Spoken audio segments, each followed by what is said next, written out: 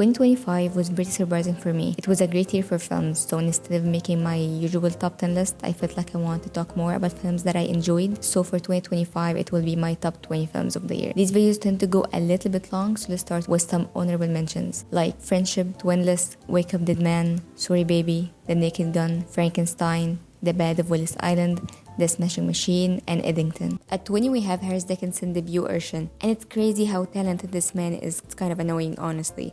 Unlike most actors and directors, he utilizes establishing shots. He also isn't overly reliant on close-ups.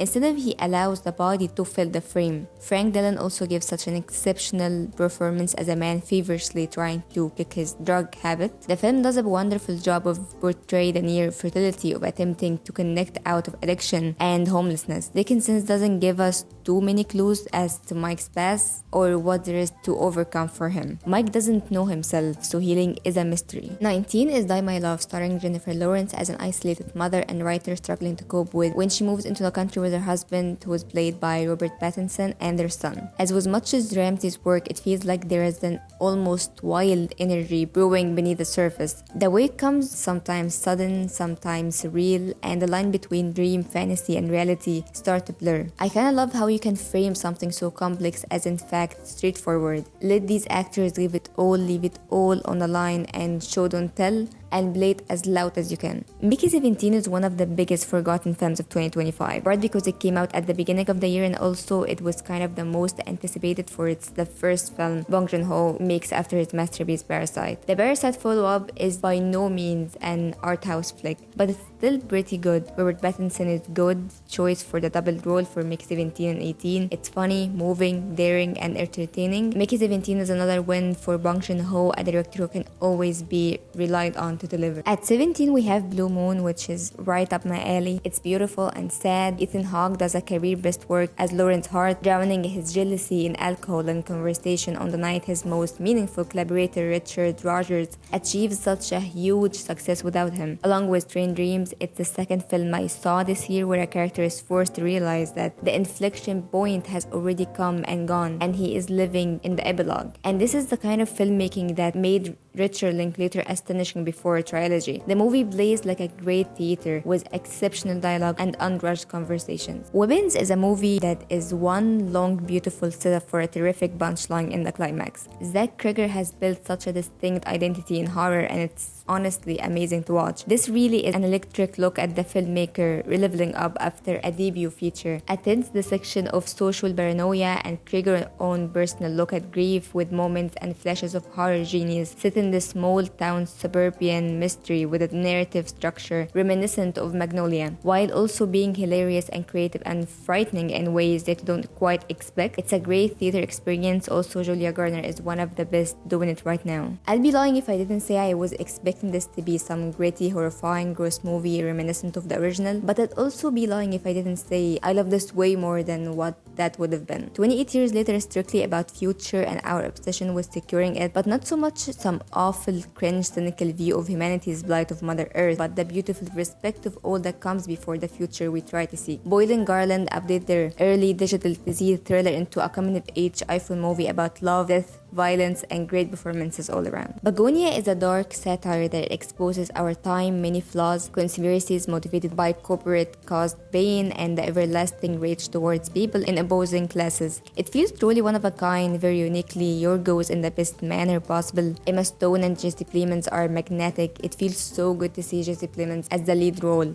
and he always delivers. It's satisfyingly solid from the start to finish, especially when the set pieces and costume really get to take center stage. The whole thing looks so nice on 35mm. The score goes crazy, harsh, and kind of smug, which it has to be. At 13 is a movie I was not expecting to love as much, but really it had me from the first shot. Edgerton gives his best performance as a lodger working to build a life for his family. This is a delicate story about a man clinging to a small corner of the world as it's just turns and turns beneath him. The landscape changes, technology advances, time moves along, and at some point we each realize we aren't at the front of the wave, but behind it. This movie is quiet and gentle, even in its violence. Every shot is stunning and charged with so much emotions, but it in such a subtle way. At 12 is the voice of Hind Rajab, which I think there is not a single word should be spent trying to intellectualize this film. It honestly just speaks for itself. Free Palestine, but if you haven't seen it, run and watch it.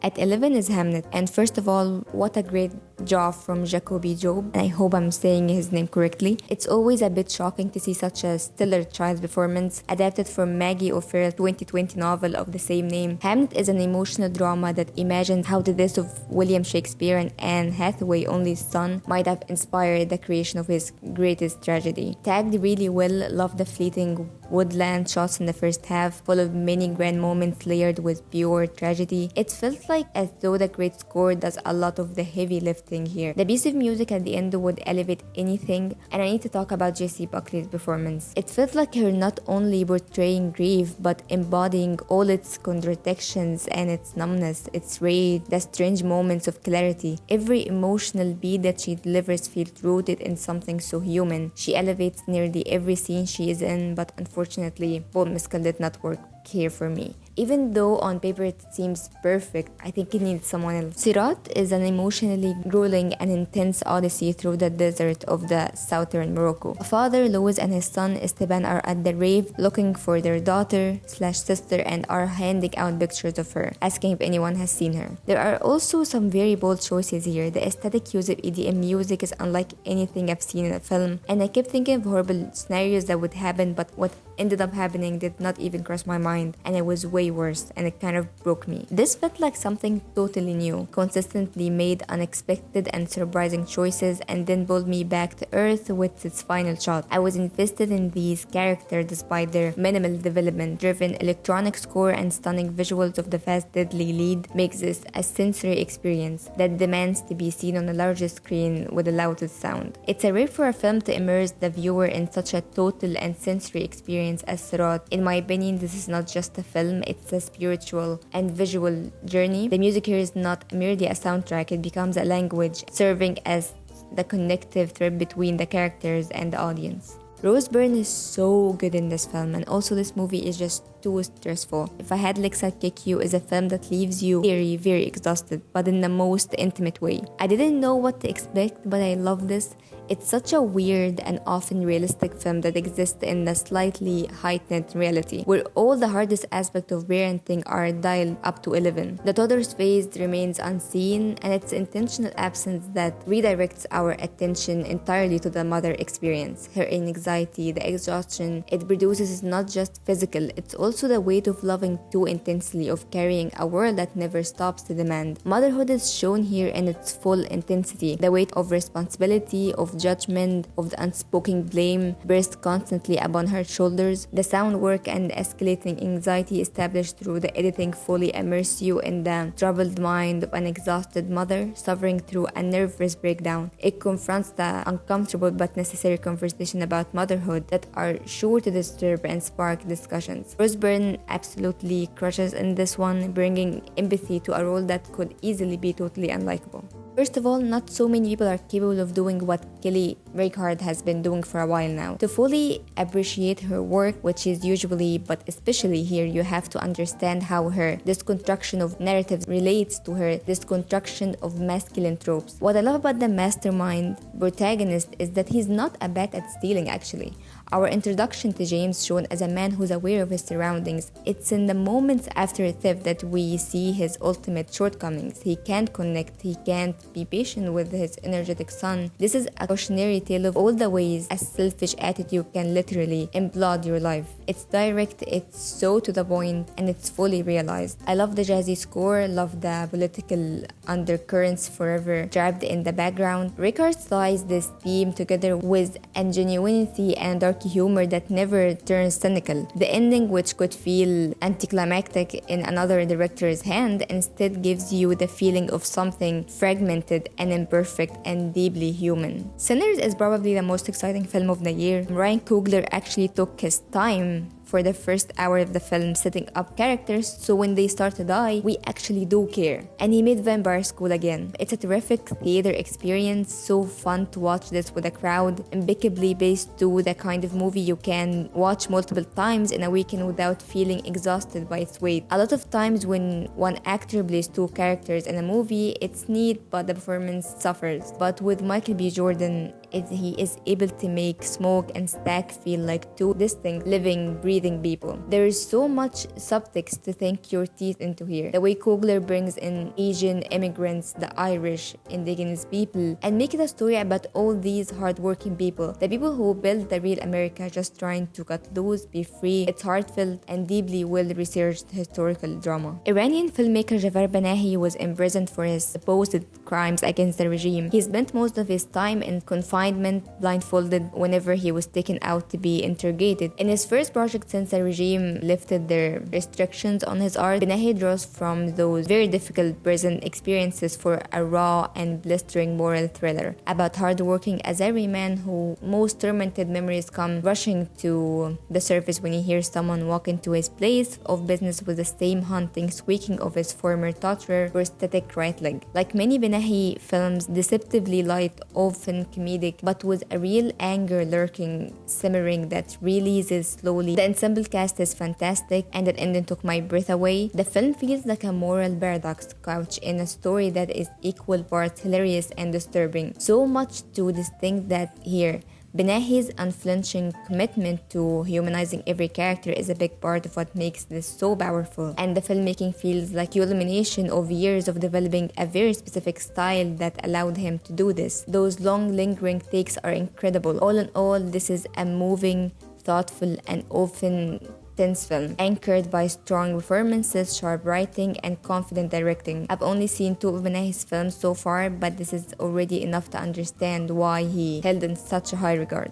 No other choice has some perfect camera work. As usual from Park Chan-ho, no one is doing it like him right now. The way he used the camera flying up and down to follow characters ascending and descending, the incredible dissolves and overlays and mirror shots, every frame filled with a dynamically amount of detail, layered and overlapping one another after another, constantly surprising you with the poignant use of technology and changing landscapes. Who else is using the modern age to their benefit like this? Soundscape filling every angle of your space surrounding, lifting you from one part a room to another without even changing positions. Every aspect of this medium is fine-tuned, and it's not even nominated for best cinematography. Is diabolical. No other tries like Begonia or Mickey 17 is about the dehumanizing nature of capitalism. Here specifically about automation, AI, and downsizing, which create brutal zero-sum situations that pit workers against workers in their desperation. And of course, I don't even have to say it, but great performances all around.